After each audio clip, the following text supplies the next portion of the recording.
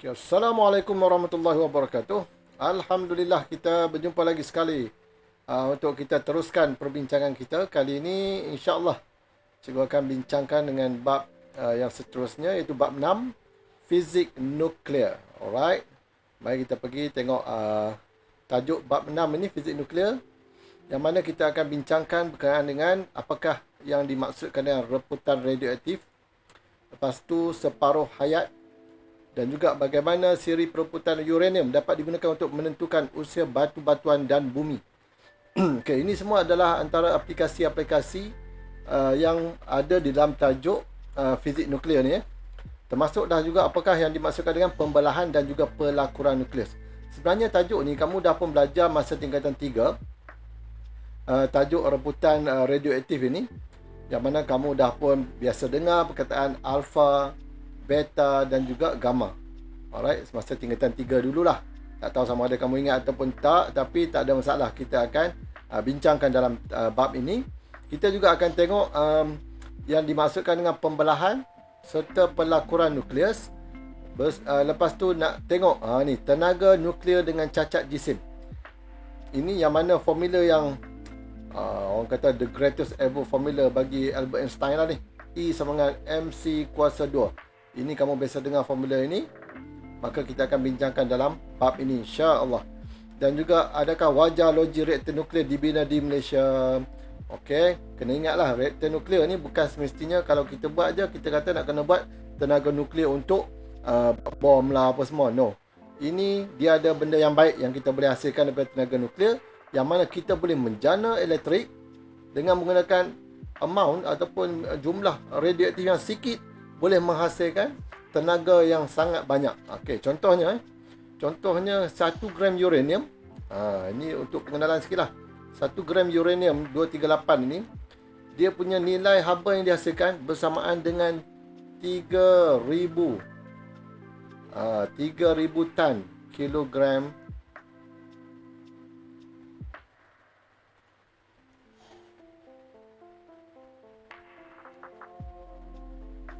Okay, 1 gram uranium ini bersamaan dengan 3,000 kilogram arang batu.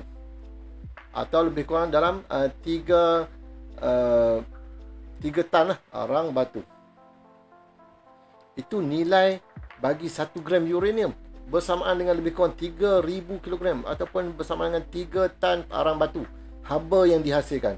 That's why nuklear ni dia menghasilkan tenaga yang sangat tinggi, banyak. Walaupun jumlah dia hanya sedikit. That's why kita kalau dapat kita cuba untuk membangunkan tenaga nuklear, yang mana kita dah pun ada di Malaysia ni kita dah. Okey, kalau kita tengok sikit maklumat yang untuk pengenalan ini, penyelidikan tentang pembinaan reaktor pelakuran nuklear untuk memenuhi permintaan penjanaan kuasa elektrik. Memang dia untuk jana elektrik yang semakin bertambah mungkin akan tercapai pada masa akan datang. So, tenaga dari pelakuran nuklear merupakan tenaga alternatif yang mampu mengurangkan penggunaan petroleum dan arang batu. Sekarang ni kita memang menghala ke arah penggunaan bahan yang boleh diperbaharui. Sebelum ni kita bergantung kepada, ataupun sekarang kita masih bergantung kepada bahan ataupun sumber tenaga yang tidak boleh diperbaharui. Petroleum, arang batu, gas asli semua tu kan, itu semua dia memang tidak boleh diperbaharui. Sekarang ni kalau kita gunakan tenaga nuklear, walaupun dia juga bahan radioaktif juga termasuk dalam bahan yang tidak boleh diperbarui, tetapi tenaga yang dihasilkan dia sangat-sangat besar. Dia tak sama macam petroleum dan arang batu. That's why kalau boleh, kita sekarang ni masih dalam peringkat R&D. Kita ada satu badan yang nama dia adalah MIN, Malaysian Institute of Nuclear Technology, ataupun nama dulu dia adalah Puspati. Okay, Puspati ataupun dah ditukar nama jadi sekarang Agensi Nuklear Malaysia, ANM. Alright, yang ni ada dekat Bangi kalau tak salah cikgu. So, sekarang ni kita sedang menuju ke arah itu untuk kita menghasilkan tenaga daripada sumber nuklear. Okey, tapi itu mungkin kita tengok nantilah sama ada boleh tercapai ataupun tidak dalam hujung bab ini, insya-Allah kita akan bincangkan sikit. So, mari kita terus pergi kepada apa yang kita nak bincangkan hari ini, iaitu reputan radioaktif 6.1. Yang mana reputan radioaktif ini merupakan proses nukleus tidak stabil menjadi nukleus stabil. Ini poin yang sangat penting. Kalau dia tanya apa itu reputan radioaktif, dia adalah proses reputan nukleus yang tidak stabil menjadi lebih stabil ataupun menjadi nukleus yang stabil dengan memancarkan, dia akan mengeluarkan sinaran radioaktif. Okey, dia berlaku secara spontaneous dan juga randomly, secara rawak dan tidak dipengaruhi oleh suhu. Dia tulis ini tidak dipengaruhi oleh suhu, tekanan dan juga faktor fizikal yang lain. Dia tidak pun dipengaruhi oleh yang ni.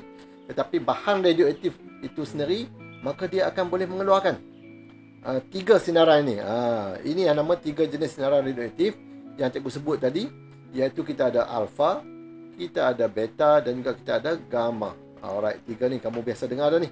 Alfa, beta dan gamma. Kita ada zarah alfa, kita ada zarah beta dan juga kita ada sinar gamma. Kita tak panggil zarah gamma sebab gamma ini dia termasuk dalam gelombang yang kita belajar dalam bab 5 masa tingkatan 4 dulu. Okey, dia termasuk dalam sinar ataupun spektrum elektromagnet. Sebab radioaktif itu sendiri, kalau ditanya apakah maksud radioaktif, dia adalah unstable isotope ataupun isotop yang tidak stabil. Okey, kalau ditanya apakah maksud radioaktif, unstable isotope ataupun isotop yang tidak stabil, itu maksud bagi radioisotop ataupun radioaktif lah, bahan radioaktif. Okey, sebab benda ni, benda yang mereput ini, reputan radioaktif ni dia terdiri daripada bahan radioisotop. Biasanya bahan radioisotop, yang mana bahan radioisotop itu adalah kita panggil dia sebagai isotop yang tidak stabil. Kita namakan sebagai isotop yang tidak stabil, unstable isotop. Itulah radioisotop. Kalau isotop biasa dia tidak semestinya radioaktif, tapi bila sebut radioisotop, dia adalah radioaktif yang mana dia boleh mengeluarkan 3 sinar ini. Alright, mari kita tengok macam mana dia nak mengeluarkan sinar ini. Untuk kita bincangkan persamaan reputan radioaktif ini, kita tengok dulu kepada reputan alfa. Okey, alfa itu sendiri dia sebenarnya adalah satu zarah helium. Okey, helium 42. Alright, helium 42 ini dia adalah satu zarah alfa. Jadi dari segi persamaan, kita boleh buat ini, dia ada persamaan general punya persamaan dia, persamaan umum dia ialah kita ada A, Z. Maka dia akan menjadi, ini ialah unsur dan juga ini ialah nombor nukleon, yang Z ini ialah nombor proton. Maka kalau X itu nama bagi sumber dia, dia akan menghasilkan satu unsur yang lain ditambahkan dengan helium. Okey, helium ini apa? Alfa lah. Maksudnya dia telah pun membebaskan satu zarah alfa. Maka yang sini ni, Y ni, kalau tadi dah ada 4 kat sini, di sini A kena tolakkan dengan 4. Kamu dah belajar kan? Untuk mengimbangi persamaan kimia ni. Okey, kalau bawah 2 kena tolak 2 lah. Z, nucleon number ni, proton number ni kita kena tolakkan dengan 2. Maka yang nucleon number kita kena tolakkan dengan 4. Alright, mari kita tengok contoh lah, senang supaya kamu faham. Ini dia punya persamaan umum dia untuk reputan alfa. Okey, sekiranya dia mereput menghasilkan alfa, maka inilah persamaan dia. Iaitu contoh, kita bagi contoh kat sini untuk mudahkan kamu faham. Okey, kita ada polonium 210, nombor nukleon dia, nombor proton dia adalah 84. Dia menghasilkan plumbum PB 206 dengan 82. Dan juga seketul, cikgu panggil seketul seketul alfa ini. Alright, mari kita tengok. Kalau nak tahu betul ataupun tidak, kita mesti samakan yang atas ni. Kalau di sebelah kiri 210 untuk nucleon number, maka di sebelah kanan juga mesti total dia adalah 210. 206 campur 4, maka kita akan dapat 210. Mesti sama kiri dan kanan. Sama juga macam untuk nombor proton. Yang bawah ni nombor proton. Okey, nombor proton dia 84. Di sini 82 campurkan dengan 2 dapat juga 84. So mesti stabil lah kiri dan kanan. Sebab dia tidak boleh hilang. Dia tak boleh hilang. Cuma dia akan menghasilkan, ada tambah lagi satu, kita tambah sebagai tenaga, ataupun dia tambah lagi, kita boleh sebut sebagai energy. Dia juga mengeluarkan tenaga. Okey, ini persamaan untuk reputan alfa. Senang, very easy. Jangan risau jangan risau, memang senang je. Okey, seterusnya kalau apa berlaku pula sekiranya berlaku reputan beta pula.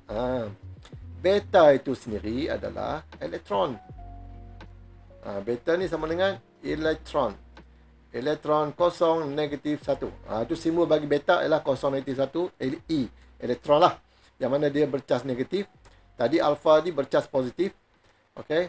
Dan kalau kamu tengok, jisim alfa lebih besar daripada jisim beta. Itu poin penting tu. Okey, jadi kalau kita tengok untuk persamaan general dia, X kat sini, atas adalah A, kita ada Z.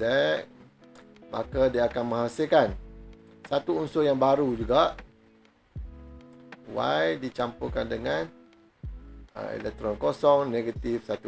Jadi kalau kosong kat atas, yang ni tidak ada perubahan lah. A juga. Atas sini 100, sini pun 100 lah. Kan? Sebab dia campur dengan kosong.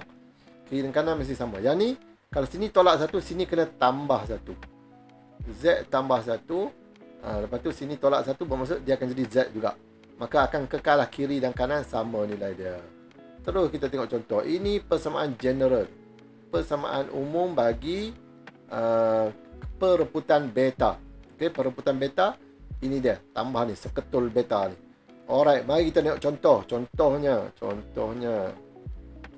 Na, natrium 24 11, 24 nuclear number, proton number dia 11, menjadi magnesium Mg, campurkan dengan elektron kosong, negatif 1. Maka yang atas ni kekal lah 24. Bawah dia akan jadi 12. 12 tolak 1 dapat balik 11. So dah sama kiri dan kanan, maka betul lah persamaan kamu.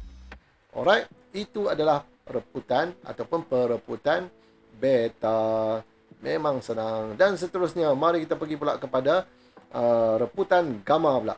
Okey, untuk gamma simbol dia adalah macam ni. Okey, lebih kurang macam tu. Kosong, kosong. Kan? Okey, jadi untuk persamaan umum ataupun persamaan am. Oh, dia tulis ni persamaan am. Cikgu tak perasan. Cikgu tak perasan dia tulis tu. Persamaan am. Okey. So, persamaan am dia adalah X, A, Z. Maka dia akan jadi apa? Jadi X jugalah. Sebab apa? Tidak ada perubahan dari segi nombor proton dan juga nombor nukleon. Tidak berubah. Maka kekal A dengan Z. Tetapi dia mengeluarkan sinaran. Okey. Ditambahkan dengan gamma tadi. Kosong, kosong. Tulis pun tak apa, tak tulis pun tak apa. Dia hanya mengeluarkan sinaran saja. Duduk saja-saja dia keluar. Contohnya macam kobalt ni. Okey, kobalt. Cuma dia kurang dari segi tenaga dia lah. Nukleus kurang bertenaga selepas reputan gamma. Sebab dia membebaskan tenaga. So, 60, 27. Jadi, 60. Jadi, kobalt. 60, 27 juga campurkan dengan seketul gamma. Macam tu. Gamma ni kalau kamu tak tulis kosong-kosong pun tak apa, tak ada masalah. Okey, inilah persamaan umum dia ataupun persamaan am dia untuk reputan gamma.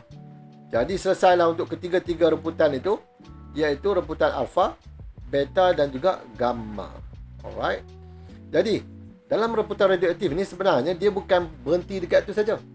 Tak semestinya dia keluar gamma saja, tak semestinya dia keluar alfa saja ataupun beta saja. Kemungkinan dia boleh keluar beta dan gamma. Beta dan alfa, alfa dan gamma. So dia boleh keluar macam-macam. Jadi mari kita tengok sesetengah nukleus tu dia kata, sesetengah nukleus dapat memancarkan lebih daripada satu sinaran. Contohnya uranium 234 ini memancarkan zarah alfa dan sinar gamma. Okey, mari kita tengok dia punya contoh persamaan dia. Kita tulis kat sini lah. So, kita ada uranium 234 92. Okey, dia buat menjadi thorium. TH 230 90. Alfa apa? Alfa adalah helium 42 lah. Okey, dan dicampurkan dengan gamma. Tak ada masalah. Alright. Nombor dia tengok betul tak betul? 234, 230 campur 4, 234. Bawah 92. Sini 90 campur 2, 92. Selesai, cantik. Okey, tak ada masalah. Cuma kita juga boleh permudahkan tulisan ini dengan menggunakan anak panah seperti yang atas ni. Kita gunakan uranium 234 92. Anak panah ni bermaksud dia telah pun mengalami proses reputan menjadi thorium. Thorium 230 90. Atas ni kita tulis alfa, gamma. Bermaksud dia dah bebaskan satu zarah alfa dan juga satu sinar gamma. Okey, macam tu. Alright, selesai untuk yang tu. InsyaAllah untuk separuh hayat dan seterusnya kita akan jumpa dalam video akan datang. Sebelum tu cikgu bagi kesimpulan apa yang kita belajar hari ni. Yang simple saja ni. Yang pertama, untuk reputan radioaktif ini, dia ialah berlaku apabila nukleus yang tidak stabil, dia nak menjadi stabil dengan memancarkan sinaran radioaktif. Jadi reputan radioaktif ni berlaku apabila proses tu nukleus yang tak stabil ni dia mengeluarkan sinaran radioaktif. Untuk apa? Untuk menjadi lebih stabil, dan dia tidak dipengaruhi oleh suhu, tidak dipengaruhi oleh tekanan ataupun faktor fizikal yang lain. So 3 sinar yang boleh dipancarkan ataupun kita panggil sinaran radioaktif ini, itulah alfa, beta dan juga gamma. Alfa dengan beta kita namakan sebagai zarah. Okay, zarah alfa, zarah beta dan juga satu lagi ialah sinar gamma. Dan kalau dari segi cas, kalau kita belajar masa tingkatan 3 dulu, kamu dah belajar, alfa bercas positif. Okay, alfa bercas positif, beta bercas negatif, dan gamma ini dia adalah neutral. Alright, dia neutral, tidak ada cas lah maksudnya. Okey, dan seterusnya kita tengok juga persamaan bagi ketiga-tiga tadi. Kalau persamaan reputan alfa, kita dapati bahawa sekiranya unsur itu adalah X, nombor nukleon dia A dan juga nombor proton dia adalah Z, maka di atas kita kena tolak 4, bawah kena tolak 2. Sebab kita dah nak keluarkan satu zarah alfa kat sini. Okey, helium ini sebenarnya adalah alfa. Alright. So yang seterusnya beta. Untuk reputan beta pula, dia yang atas tidak ada perubahan. Sebab apa? Dia tambah dengan kosong. Maka A kekal A, Z kena tolak dengan kena tambah dengan 1 sebab E ini dia bercas negatif 1. Maka Z tambah 1 tolak 1 akan tinggal Z juga di sebelah kanan, sama dengan sebelah kiri. Itu untuk reputan beta. Bermaksud elektron ini sebenarnya adalah beta. Dan last sekali adalah reputan gamma, yang mana reputan gamma ini dia tidak berubah terus. X, cikgu lupa nak ni. Okey, ini yang cikgu kurungkan ni. Inilah dia punya formula dia, iaitu X, A dengan Z, nombor nukleon, nombor proton tidak ada perubahan. Sebab apa?